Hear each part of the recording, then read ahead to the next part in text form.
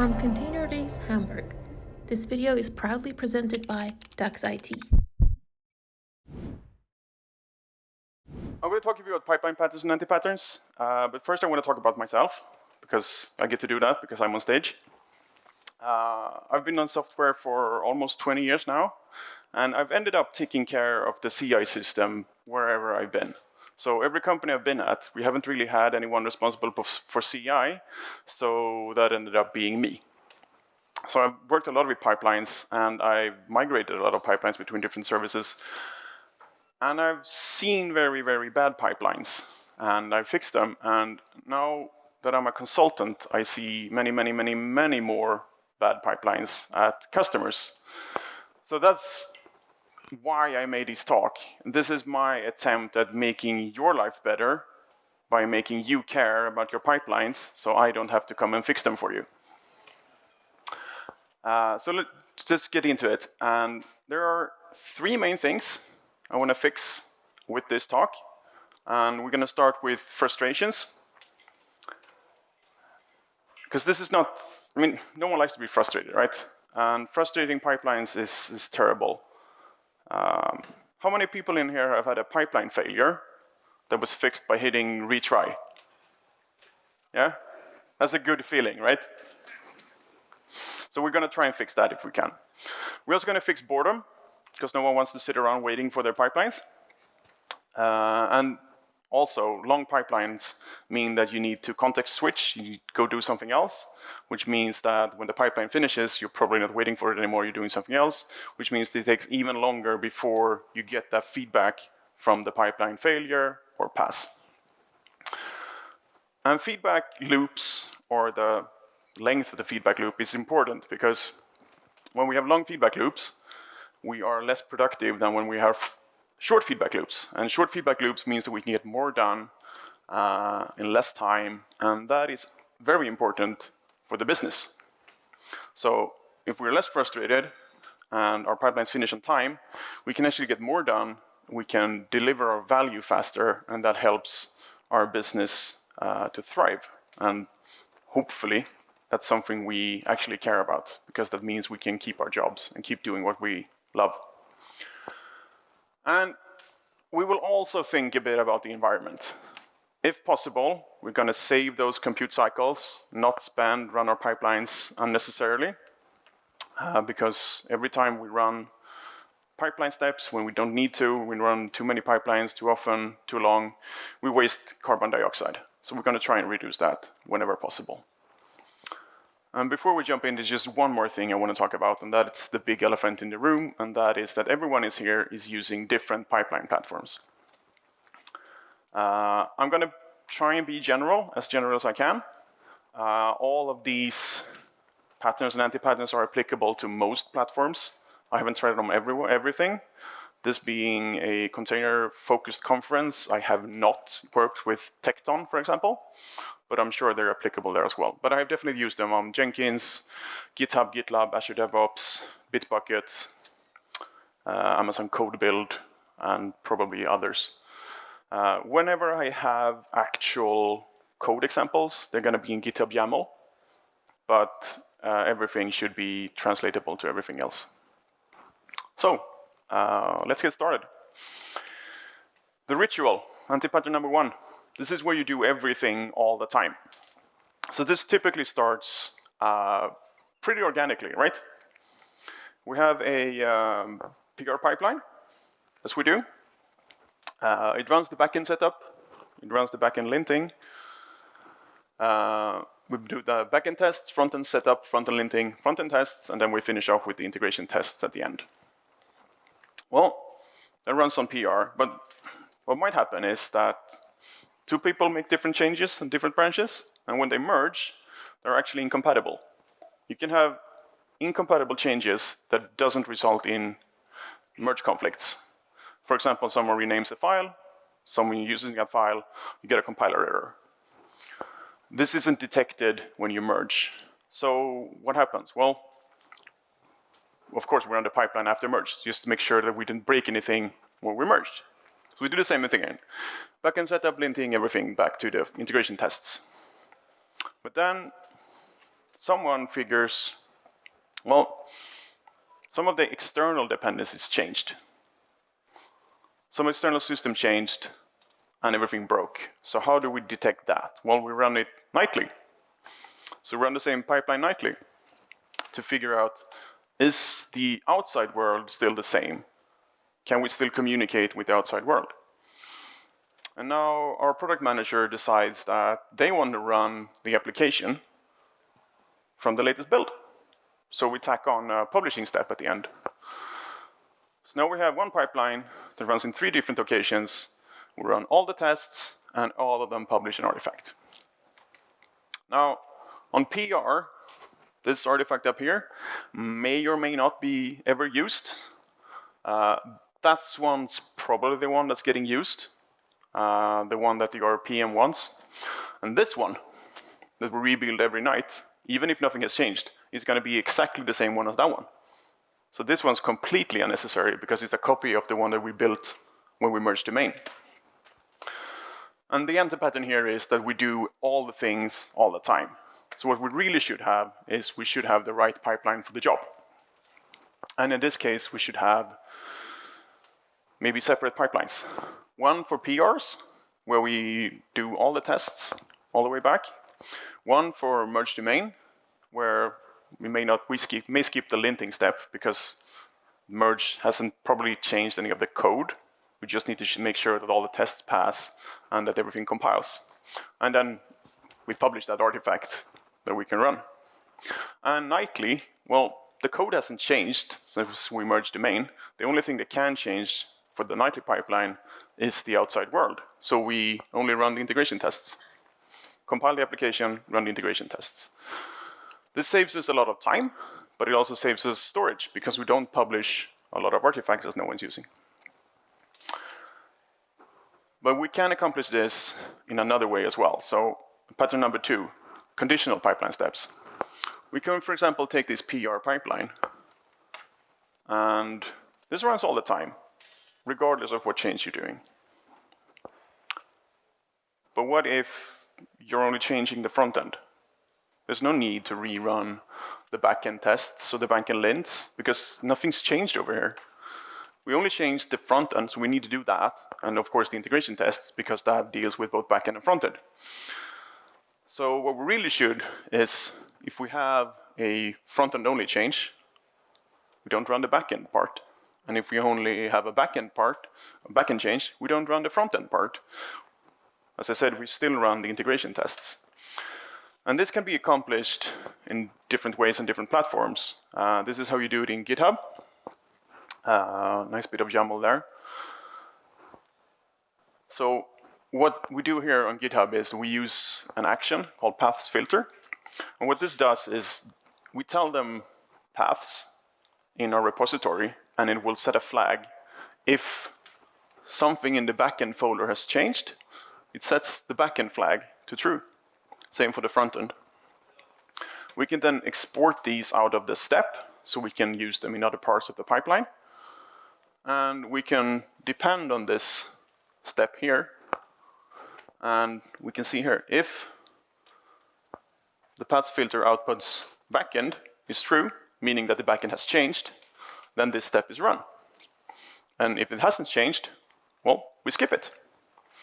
And this saves us time and carbon dioxide. So anti-pattern number 3, the estet, which is when we order our steps in the natural way instead of the practical way. And this happens all the time because it feels nice. Let's have a look at this pipeline here. So we have a setup stage, linting, compiling, unit tests, integration tests, and then end-to-end tests, right? We do linting first because that's kind of cheap. Then we compile because we need to compile. And then we just follow the testing pyramid. Unit tests on top, or rather unit tests on the bottom because that's the most comprehensive suite. Then we have integration tests, and then we have the most expensive end-to-end tests at the top. Now, I do test-driven development, which means that I run the unit tests all the time as I develop. So those rarely fail. I also usually do linting before I check in as a Git hook. So those rarely fail as well. if the pipeline fails on the tests, it's usually here. And in the example, or in the project I was working on at the time, it was always the integration tests that were failing. So if we look at a typical pipeline failure, we have, this is a Rust application. So we have some setup, we have linting, compilation, unit tests, integration tests, and then end-to-end tests at the end. If we do it in this order, it takes us 13 minutes, almost 14 minutes, before we get notified about this test failure. However, we know that the unit tests and the linting step usually will be fine. So if we reorder everything and put the integration tests as early as possible, it only takes 10 minutes before I get to know that the integration test has failed and I need to fix something. Now, I'm not saying you should put your integration tests first, unless those are the ones that fail most often for you as well. But this is just, instead of doing it in the way that feels natural, look at your pipeline. Analyze your test failures or your pipeline failures. What's the most common step to fail? Run that as early as possible. And if it's a flaky test, retry them automatically. Moving on, anti-pattern number 4, the one pipeline. One pipeline to rule them all, one pipeline to bind them. And this is where we only have one pipeline that does everything in succession. So in this case, we have essentially the same pipeline as in the beginning, right? We do back-end, front-end integration tests. And this is also a Rust application. It's actually the cargo.rs, the Rust package repository. It's not their real pipeline. I made a simpler one just to get some data. But this pipeline runs in 24 minutes and 40 seconds. Because we do everything in sequence. But we don't need to do that because we can do the back end and front end in parallel, right? So pattern number 4, parallelize your pipeline. Now we have 3 pipelines instead. We do back end in one, front end in one, and then we do integration tests in one, which means we actually need to compile the back end and front end again. So we're compiling twice. But instead of waiting for 24 minutes, and we only have to wait for 15. When we get the green check mark, means we can continue. But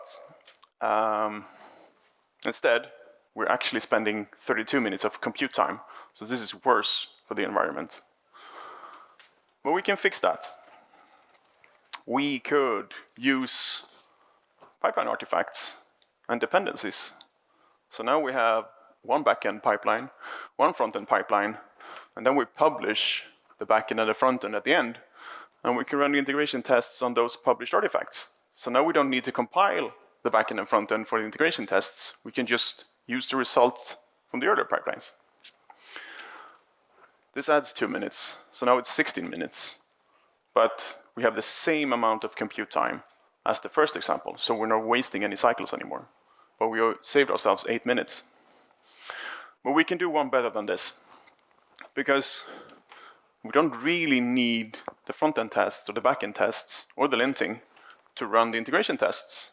So if we split this into even more pipelines, we can just compile front-end and back-end, publish those, and then we run the linting, the tests, integration test, front-end, and front-end tests in parallel.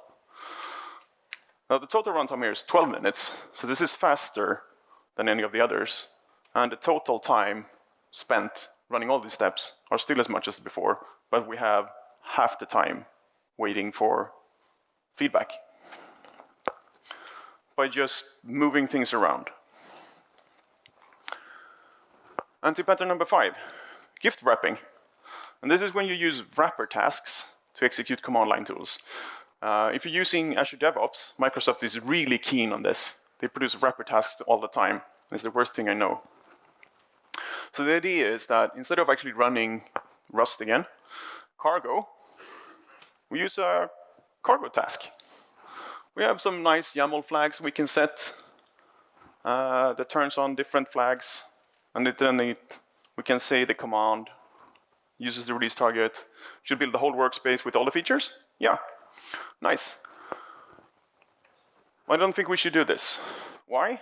Well, what if we want to add arguments that isn't supported by the wrapper task? If we're in luck, there's some sort of escape hatch where we can just pass on arguments arbitrarily and they get appended. But no, we can't control the order, and it looks kind of bad with this mix between YAML and command line here. It's kind of confusing. So I think we should just run the command line instead. Know your tools, understand what they're doing. And I mean, I think this it even looks better than the YAML up there. It's still structured. You can use YAML new lines, which, by the way, has its own website because it's so complex, to structure it so it's easily readable. I'm not saying don't use tasks. I'm just saying don't use tasks that just execute a command line tool. For example, in my Python pipelines, I have actions to set up the correct version of Python and install poetry, but then I actually run the poetry tool. I don't use a poetry task. I use a task to set up poetry. Moving on, anti-pattern number 6. It's complicated, and this is where the pipeline becomes a software project on its own. It might have its own backlog, might have actually have its own team. The worst case I saw from this was a Jenkins pipeline. Or actually, it's a Jenkins pipeline library that had its own repository, consisted of around 5,000 lines of Groovy, and it could build all the different projects in that software department. And it read the configuration for how to do that from an XML file that was stored in the repositories. If you wanted to change something in this, and I wanted to, you had to change the Groovy code, build a jar file, upload it to Jenkins, point to the new jar file in the build definition in Jenkins, and then you can try it. And if it wasn't working, you had to redo all that again. Feedback for trying out new pipeline changes was incredibly slow. So what do I think you should do instead? Well, I think, well, here's an XML file that configures the build. I think we should have composable pipeline libraries instead. Write actions, write snippets, and make them composable. In this case, I have different actions that does different parts of my pipeline. So I can compile, I can test, I can publish, and then we have the regular check task up there.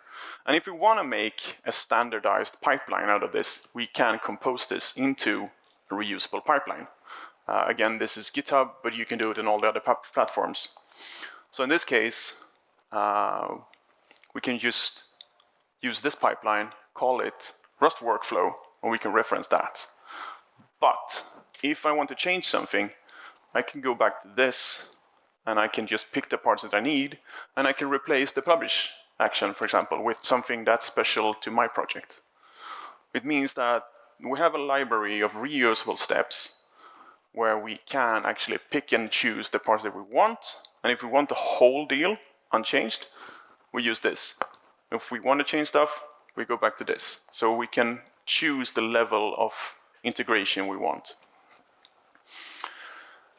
But this also leads a bit into anti-pattern 6.5, because I ran out of numbers.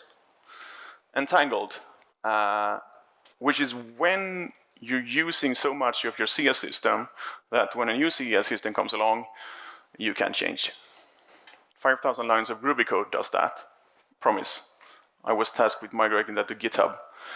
It wasn't fun.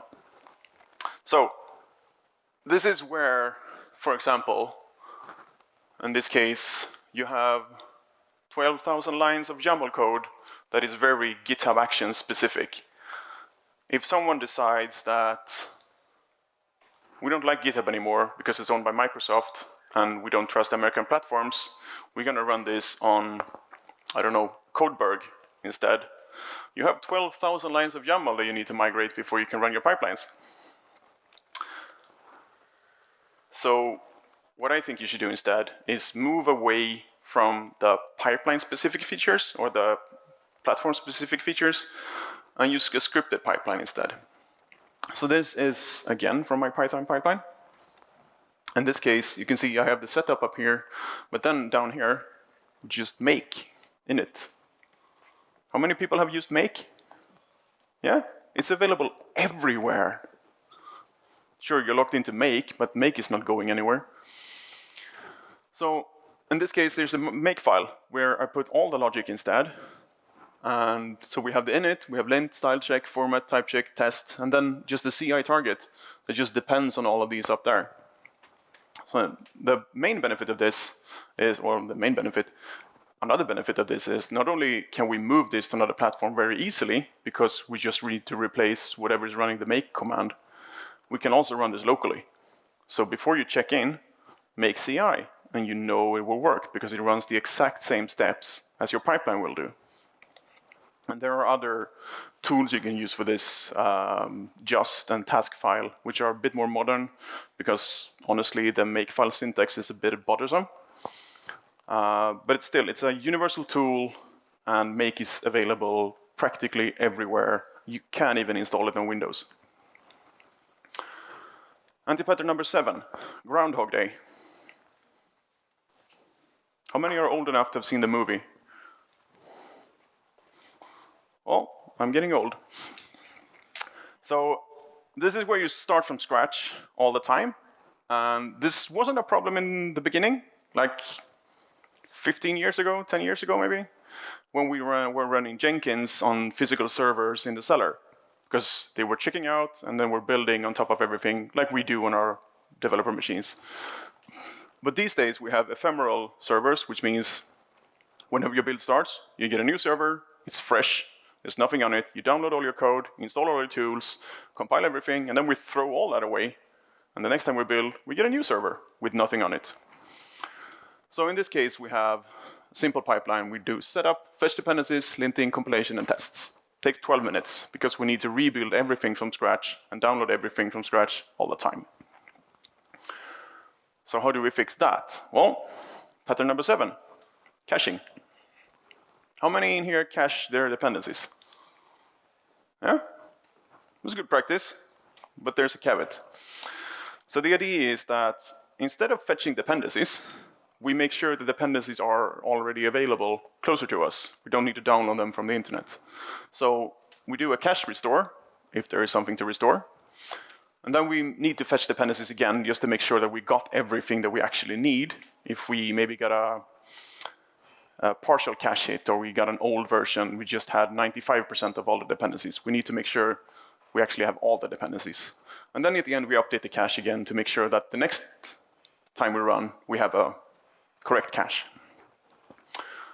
This should save us some time, and it does. But in this case, this is a Rust project with 80 dependencies. It takes 7 seconds to download everything off the internet. Restoring the cache takes 4 seconds, and then this is basically a no-op, but it needs to start and check everything, so it takes a few milliseconds. And updating cache, since we didn't have anything to update, also doesn't take any time. So this saves us, what, 2 seconds? Not really worth it, because that won't do anything for a 24-minute pipeline. However, this can be very good if you have flaky internet, or if you have all your dependencies in a pull-through cache or fetch-through cache, for example, on Azure DevOps using an internal registry that fetches from online, stores it internally, and then fetches here. We did solve problems with flakiness at a customer where we switched to local caches on every build agent, and that made, I think they had about every 4th run fail because the Azure DevOps server was overloaded, but using local caches meant it never fails anymore. So there can be other benefits, but time, probably not. We can cache other things though. We can cache build output. So the idea here is that instead of linting, compiling, and testing from scratch all the time, we do it as we do on our developer machines. When I make a change, I rerun the compilation. It doesn't take me 5 minutes to compile everything. It takes me a few seconds because 95% of everything was already compiled. So the idea here is that we store the build output, restore that, and then we've done all the linting, compilation, and testing, and then we update the cache again for the next run with the new build results. And this is where we actually save some time. So restoring the cache takes 31 seconds. This is about 2 gigabytes of data to store in this case. Linting now takes 24 seconds instead of 2.5 minutes because it only needs to lint the parts of the code that was actually changed. Same with the compilation. It needs to compile everything that was changed and whatever that impacts. So we save more than 3 minutes on compilation. And the tests actually take longer because I added tests and we should rerun all the tests to make sure that everything works. So in the end, it saves us 4.5 minutes by caching 2 gigabytes of files, which this is definitely worth it. If you have massive applications and a language that this is supported in, it doesn't work everywhere. It doesn't work with JavaScript transpiling. There is support for doing this with TypeScript. I haven't really gotten it working because I haven't figured out where it stores its cache. But you can do it with TypeScript. Definitely works with Java, C#, or any .NET language, I guess. Rust, Go, C, C++ can save you massive amounts of time. But there's more. We can also cache container images, because we have the same problem there, right? When you build a Docker image locally, most of the steps will be reused from cache, because it's a local cache, you built the image before. But when we're building on a fresh instance, it has to redo everything from scratch, because there's no local cache, because that was wiped when we threw away the server. What we can do is, instead, we can use cache from and cache to. And we can use a remote cache. This works built in Podman, but if you're using Docker, you need to use buildx or buildkit, because original Docker doesn't support remote caching. But if you're using buildx, everything works well.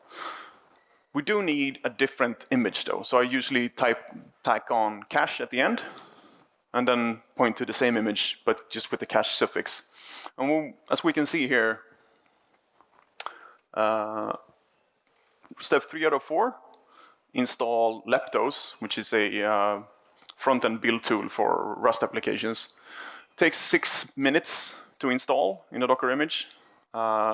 But here we can see it's done in 7 seconds or 8 seconds because it found it in the remote cache, downloaded it from there.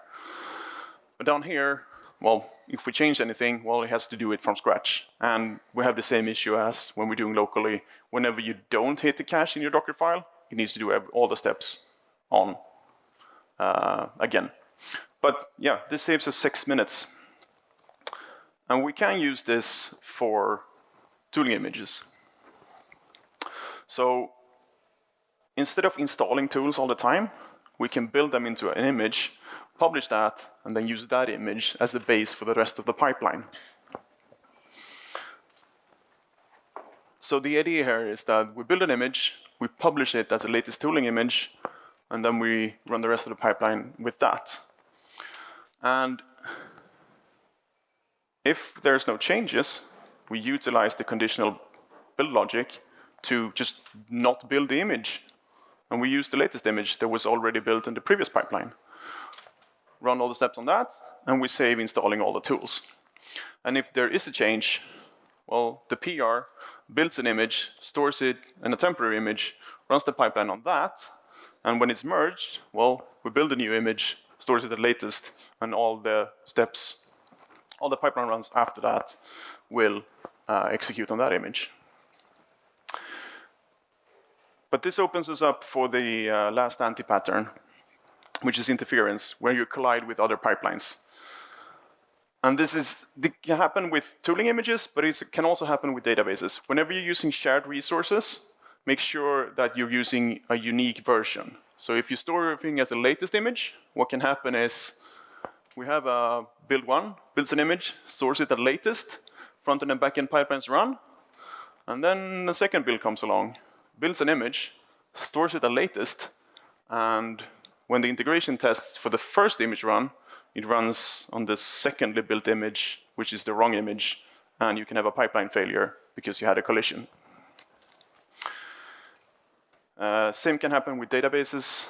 If you're using a hard-coded database name, you can have different jobs colliding with the same, if you're using a persistent database, if you're not using containers in your builds. Maybe you're using Oracle or IBM databases. I have an antipattern number 9, but I don't think I have time for that. So just to sum up, don't have ritual pipelines. Don't order your steps naturally. Make practical ordering. Don't just have one pipeline to rule them all. Don't use wrapper tasks. Don't have complicated software projects instead of your pipelines. Don't start from scratch. Don't collide. And don't run your pipelines on Raspberry Pis. That's it from me. Thank you. First, you said the anti-pattern is the pipeline becomes a software project on its own. Seems inevitable. How do you handle testing and developing the pipeline then? Well, try to keep it as simple as possible. You generally don't have to do that complicated stuff in your pipeline. If you are, take a step back and see if maybe you should use some sort of automation software instead. Ansible or other things like that. Wonderful. And the second one, do you know some sort of pipeline testing tool or framework instead of change, push, wait, validate? Bonus, one that you recommend? Unfortunately not. There is a project, there's an open source project that attempts to run GitHub pipelines, GitHub actions locally. I've never gotten it working with anything more complex than just shell commands. But might be that it actually works now because I think that Git is building their actions on that project. But this is the only one I know. GitLab used to be able to run pipelines locally, but they have abandoned that support, so unfortunately you can't do that anymore. Other than that, maybe Dagger, because that works locally. Good. Thank you so much for that answer. So the bad news is time is up. The good news is there is a long coffee break and Raniz is still here. So you can definitely ask him in person. But before leaving, again, clap your hands for Raniz.